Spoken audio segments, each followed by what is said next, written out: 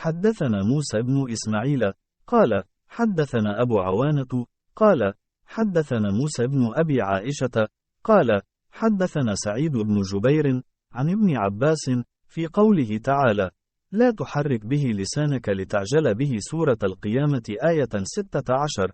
قال: كان رسول الله صلى الله عليه وسلم يعالج من التنزيل شدة، وكان مما يحرك شفتيه، فقال ابن عباس: فأنا أحركهما لكم كما كان رسول الله صلى الله عليه وسلم يحركهما. وقال سعيد: أنا أحركهما كما رأيت ابن عباس يحركهما، فحرك شفتيه، فأنزل الله تعالى: لا تحرك به لسانك لتعجل به 16. إن علينا جمعه وقرآنه 17. سورة القيامة آية 16 إلى 17.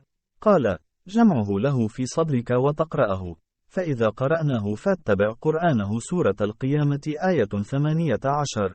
قال: فاستمع له وأنصت ثم إن علينا بيانه.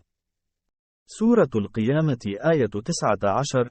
ثم إن علينا أن تقرأه، فكان رسول الله صلى الله عليه وسلم بعد ذلك إذا أتاه جبريل استمع، فإذا انطلق جبريل قرأه النبي صلى الله عليه وسلم كما قرأه. Narrated said bin Jubair, Ibn Abbas in the explanation of the statement of Allah, move not your tongue concerning the Quran, to make haste therewith. 75.16, said Allah's apostle used to bear the revelation with great trouble and used to move his lips, quickly, with the inspiration. Ibn Abbas moved his lips saying, I am moving my lips in front of you as Allah's apostle used to move his.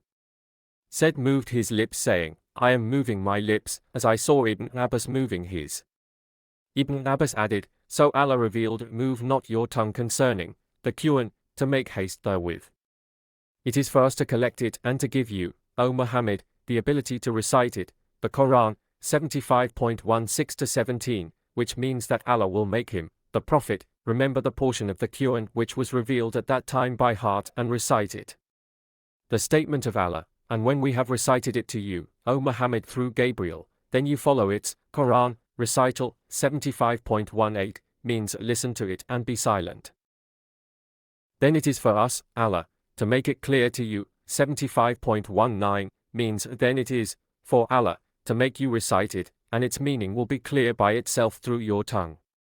Afterwards, Allah's apostle used to listen to Gabriel whenever he came, and after his departure he used to recite it as Gabriel had recited it.